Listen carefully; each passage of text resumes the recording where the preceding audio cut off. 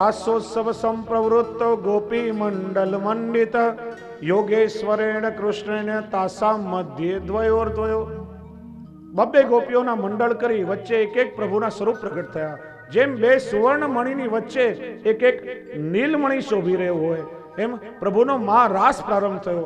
અને જ્યાં રાસ ચરમસીમાએ પહોંચ્યો, જેટલા ગોપીજનો હતા એટલા 16,000 સ્વરૂપો ઠાકોરજીએ ધારણ કરી અને પ્રત્યેક ગોપીજનો સાથે સ્વતંત્ર રમણ કર્યું છે.